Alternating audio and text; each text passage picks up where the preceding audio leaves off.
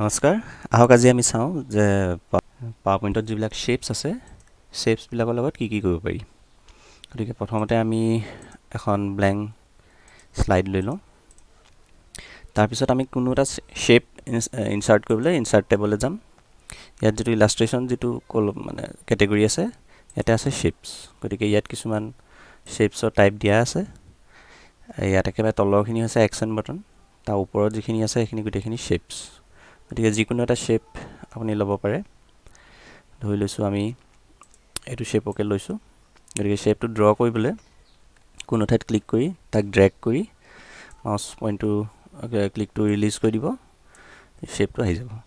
আৰু ইয়াক আকৌ কপি পেষ্ট কৰি ডুপ্লিকেট কৰিব পাৰে বা তাক ৰেপ্লিকেটো কৰিব পাৰে। এতিয়া এনেকুৱা ধৰণৰ শ্বেপছবিলাকৰ এলাইনমেণ্টবিলাক মিলাবলৈ আমি একেলগে গোটেই শ্বেপছখিনি চিলেক্ট কৰি লওঁ। চিলেক্ট কৰি লৈ পিনি ইয়াত ফৰ্মেটত এলাইন যিটো আছে ইয়াত এলাইনমেণ্টত গৈ সিহঁতৰ এলাইনমেণ্টবিলাক চেঞ্জ কৰিব পাৰি। কেতিয়াবা এনেকুৱা হ'ব পাৰে কোনোবা এটা শ্বেপৰ মাজত ডিষ্টেঞ্চ বেছি থাকিব পাৰে, কেতিয়াবা কোনোবা এটাত কম থাকিব পাৰে। এনেকুৱা যদি হৈ থাকে তেতিয়া আপুনি একেলগে চিলেক্ট কৰি গোটেইখিনিৰ মাজত একেটা ডিষ্ট্ৰিবিউশ্যন মেইনটেইন কৰিবলৈ আমি যিটো ভাৰ্টিকেল ডিষ্ট্ৰিবিউশ্যন আছে সেইটো ক্লিক কৰিম। তেতিয়া সিহঁতৰ মাজত ডিষ্ট্ৰিবিউশ্যনটো ইকুৱেল হৈ যাব। এতিয়া যিকোনো এটা শ্বেপ ইয়াৰ বাই ডিফল্ট এইটো কালাৰতে হেৰি হয়, কি বুলি কয়, ড্ৰ হয়। যদি ইয়াৰ প্ৰপাৰ্টিবিলাক যদি সলাব বিচাৰিছে তেতিয়াহ'লে আমি ফৰ্মেটত গৈ শ্বেপ ফিল যিটো আছে ইয়াত বেলেগ কালাৰ ইয়াত দিব পাৰোঁ।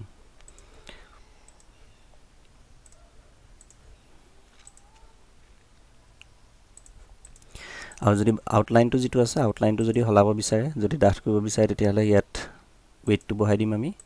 আৰু যদি আউটলাইনটো একেবাৰে আঁতৰাব বিচাৰিছে তেতিয়াহ'লে নো আউটলাইন কৰি দিলে হ'ল, কোনো আউটলাইন নাথাকে। গতিকে তেনেকৈ আউটলাইনখিনি আৰু আউটলাইনৰ কালাৰটো যদি সলাব বিচাৰিছে তেতিয়াহ'লে এনেকৈ সলাব পৰা যায়। আমি আউটলাইনত গৈ ইয়াৰ যিটো কালাৰ আছে যিকোনো এটা কালাৰ পিক কৰিম। পিক কৰাৰ পিছত আমি এইটো দি দিলে এইটো আউটলাইনটো তেনেকুৱা কালাৰ আহিব। আৰু যদি আঁতৰাব বিচাৰিছে তেতিয়াহ'লে আউটলাইনত গৈ নো আউটলাইন কৰি দিলে কোনো আউটলাইন নাথাকে। এতিয়া ইয়াত যদি কিবা গ্ৰেডিয়েণ্ট দিব বিচাৰিছে তেতিয়াহ'লে শ্বেপ ফিললৈ গৈ ইয়াত গ্ৰেডিয়েণ্ট আছে কিছুমান, সেই গ্ৰেডিয়েণ্টবিলাকো দিব পাৰি। আৰু কিছুমান প্ৰিছেট ডিজাইনো আছে, সেইবিলাকৰ পৰাও দিব পৰা যায়। যদি কিবা ডিজাইন যদি ভাল লাগে তেতিয়াহ'লে ইয়াৰ পৰাও আপুনি চিলেক্ট কৰি দিব পাৰিব। যদি কিবা পিকচাৰ ইনচাৰ্ট কৰিব বিচাৰিছে তেতিয়াহ'লে ইয়াত শ্বেপ ফিললৈ গৈ ইয়াত পিকচাৰ্ছত ক্লিক কৰিলেও হয়, নতুবা ৰাইট ক্লিক কৰি প্ৰপাৰ্টিজত গৈ ফিল, পিকচাৰ, ফাইল। এতিয়া ইয়াৰ পৰা কিবা এটা আপুনি নিজৰ কম্পিউটাৰত ছেভ হৈ থকা কিবা এটা পিকচাৰ আপুনি দিব পাৰে। গতিকে সেই পিকচাৰটো ইয়াত আহিব ইয়াৰ ভিতৰত। আৰু যদি তাৰ সলনি যদি কিবা পেটাৰ্ণ ইউজ কৰিব বিচাৰিছে, যদি কিবা পেটাৰ্ণ দিব বিচাৰিছে তেতিয়াহ'লে শ্বেপটো চিলেক্ট কৰি পেটাৰ্ণত ক্লিক কৰি ইয়াত কিছুমান পেটাৰ্ণ আছে, যিকোনো এটা পেটাৰ্ণ দিব পাৰে। পেটাৰ্ণৰ কালাৰটো সলাবলৈ ইয়াত যিটো ফ'ৰগ্ৰাউণ্ড আছে কালাৰ সেইটো সলাই দিব, তেতিয়া পেটাৰ্ণৰ কালাৰটো সলনি হৈ যাব। গতিকে এনেকৈ পেটাৰ্ণ দিব পাৰে। আৰু যদি কিবা গ্ৰেডিয়েণ্ট যদি আৰু কিবা বেলেগ গ্ৰেডিয়েণ্ট দিব বিচাৰিছে, ইয়াত যিটো গ্ৰেডিয়েণ্ট আছে তাৰ সলনি যদি বেলেগ কিবা গ্ৰেডিয়েণ্ট দিব বিচাৰিছে তেতিয়াহ'লে গ্ৰেডিয়েণ্টত ক্লিক কৰি প্ৰিছেট গ্ৰেডিয়েণ্ট যিবিলাক আছে তাৰ যিকোনো এটাত আপুনি চিলেক্ট কৰিব পাৰে, বা ইয়াৰ যিখিনি কালাৰ আছে কালাৰটো সলাব পাৰে। আৰু কালাৰটো সলাবলৈ ইয়াত আমি গ্ৰেডিয়েণ্ট ষ্টপছ যিকেইটা লাগি আছে ইয়াত ক্লিক কৰিম। ক্লিক কৰি পিনি ইয়াৰ যিটো কালাৰটো সলাই দিম। তেনেকৈ নেক্সট যিটো ষ্টপ আছে সেইটোত আমি বেলেগ এটা কালাৰ দিব পাৰোঁ, আৰু নেক্সট যিটো কালাৰ আছে সেইটোতো আমি বেলেগ এটা কালাৰ দিব পাৰোঁ। গতিকে এনেকৈ গ্ৰেডিয়েণ্টৰ বেলেগ গ্ৰেডিয়েণ্ট দিব পৰা যায়। গতিকে পাৱাৰ পইণ্টত আমি শ্বেপছবিলাকৰ লগত তেনেকৈয়ে কাম কৰোঁ। আৰু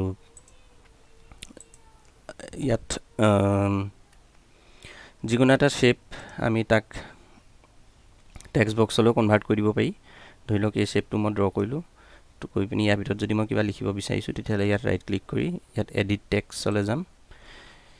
ইয়াত যদি আমি কিবা এটা লিখোঁ তেতিয়াহ'লে সেইটো ইয়াৰ ভিতৰত আহিব। আৰু এই শ্বেপটো যেনি নিব টেক্সটটো তাৰ লগতে একেলগে পজিশ্যন সলনি হ'ব। আৰু যদি কিবা হাইপাৰলিংক দিব বিচাৰিছে তেতিয়াহ'লে ইয়াত হাইপাৰলিংকত গ'লেই হ'ল। ৰাইট ক্লিক কৰি হাইপাৰলিংকত ক্লিক কৰিলে আমি হাইপাৰলিংক দিব পাৰিম। গতিকে হাইপাৰলিংকৰ বিষয়ে আমি ইয়াৰ পিছৰ ভিডিঅ'ত আমি ডিছকাছ কৰিম ভালকৈ। গতিকে শ্বেপছৰ বিষয়ে এইখিনিয়ে ক'লোঁ। ধন্যবাদ।